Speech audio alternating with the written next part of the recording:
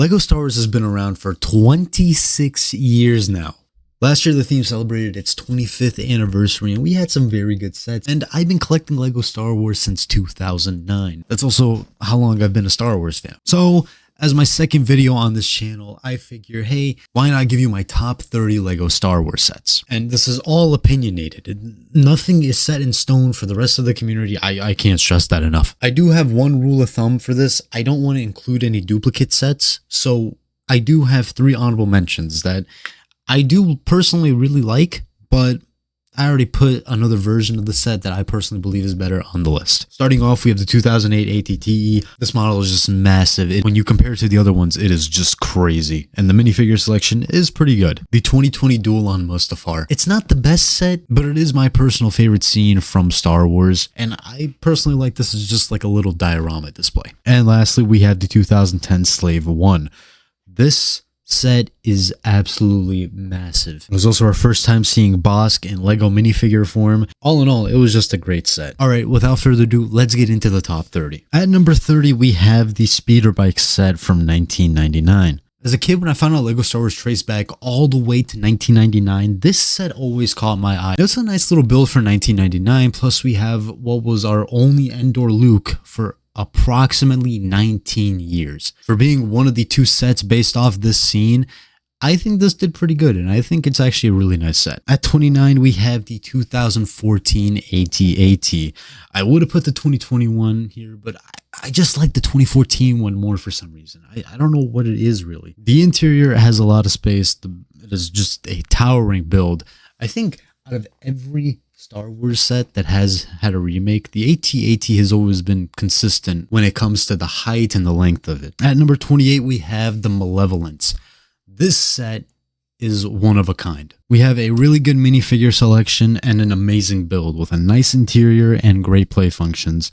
The shooting rotors on each side of the build is amazing, and it perfectly depicts the scene from the Clone Wars. At 27, we have the 2014 Imperial Star Destroyer. Out of every model, I think this one is the best. I was kind of thinking about putting the 2006 model in here, but I personally love the 2014 one just that much more. It was the first time seeing the updated Stormtrooper design. We had a really great minifigure selection with all the Imperial officers and stuff. At 26, we have the 2012 Sarlacc Pit. Now, this is a set that has been remade a few times since then, but I personally just love the 2012 version just that much more. The skiff build is a really great build. It is super sleek. It's amazing. A lot of tiled off parts, actually, along with the Sarlacc Pit, which granted, it is a bit too big. Those windshield pieces don't exactly work the best, but the build is still pretty nice. And this was pretty good set for $25 in 2012. Staying in the same year, at 25, we have Anakin's Jedi Interceptor. Now, this is probably my favorite Jedi Interceptor build. At the time, it was pretty expensive as well, $40 for 300 exact pieces, but you do have a really nice minifigure count along with that updated Nute Gunray. You have 2 little side builds that depict the Duel on Mustafar, which is another big reason why I do like this set.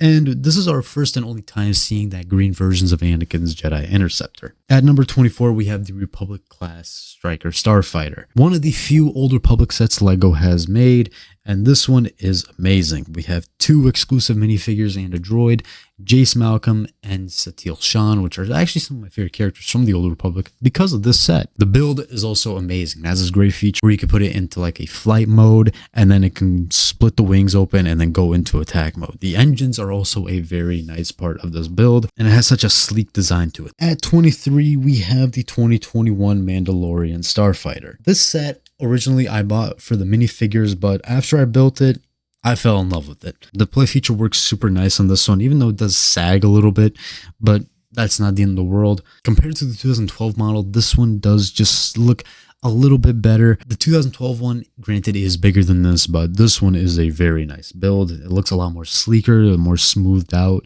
At number 22, we have the Tantive 4 hallway set. So far, the most recent set on this list, and this one is amazing. I personally believe that this was the best price set of 2024. You had the 5s minifigure as the bonus, and it was just a really nice hallway build. There's a lot of space to display the troopers in this set. The play feature with the door is amazing. I just don't understand why it has to go around the whole build. At 21, we had the 2010 ARC 170.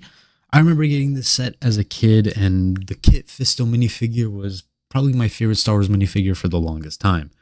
The 2 clone pilots as well, along with the R4 droid, are really nice inclusions. The build itself is amazing. I still think this is the best ARC 170 Lego was made. The wings can open based on that rubber play function. The engines are massive on this set. The wings have such a nice design to it, and the cannons as well have such a sleek look to it. It's just such a great set. At number 20, we have the Battle of Hoth set from 2016. Now, the reason I like this set so much is because it reminds me of the Battlefront game from 2015. This is actually just came out a few months after that game released, and that's what inspired me to buy it. I just don't know what it was. I just really wanted to get this set just because of that game. And all in all, it's a really nice terrain build with the turret on top.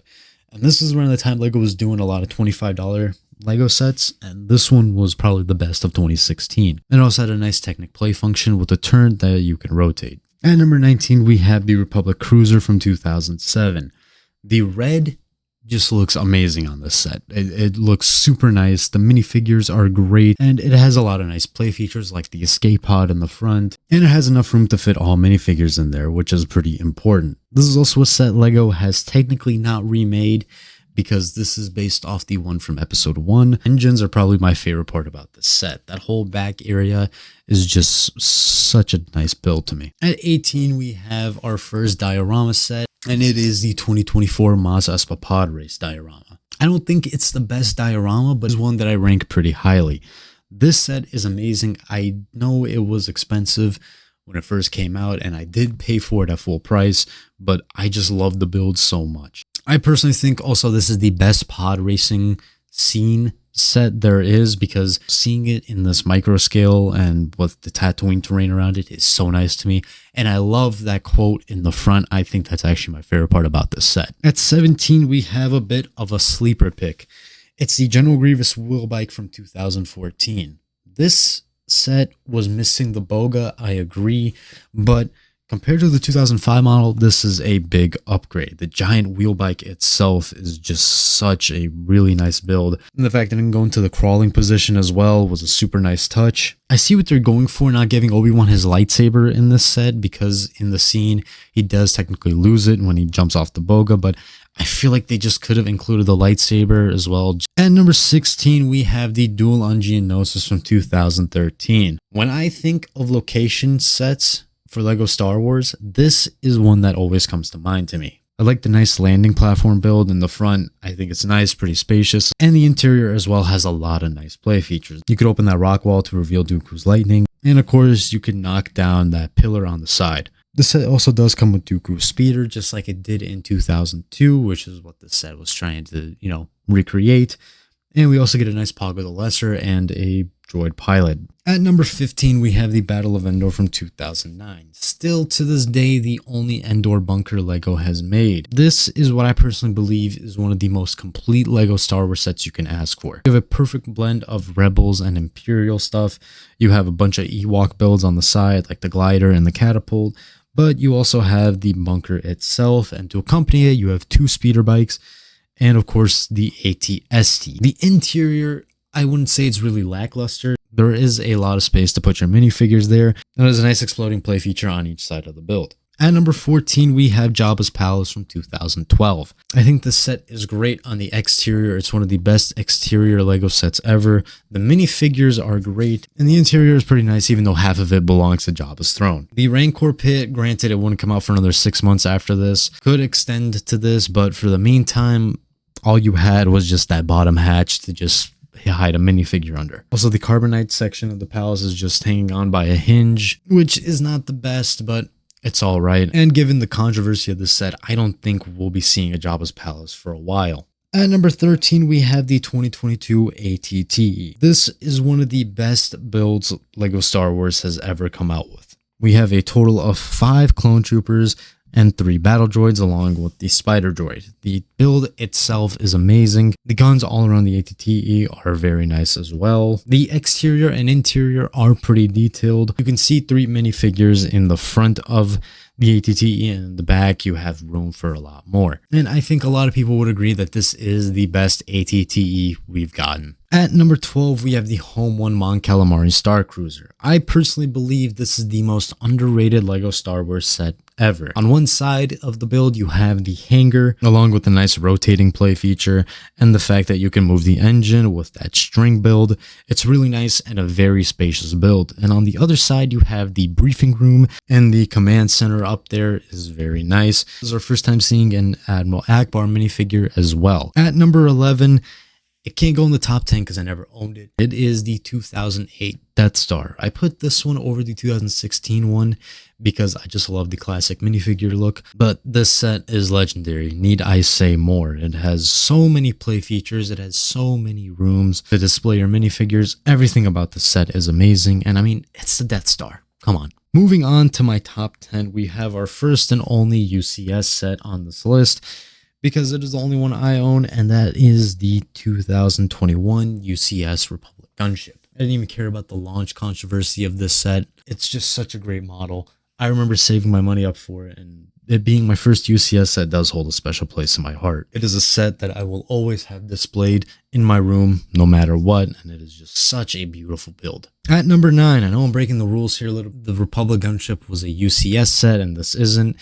I'm going to let it slide for that. But at number 9, we have the 2008 Republic Gunship. Now, when most people think about the Republic Gunship, they probably think about the one from 2013, but I personally think about this one. This is my favorite because it is based off the Clone Wars design of it. It's a bit lackluster, but I feel like the quality of the minifigures does help bring it up.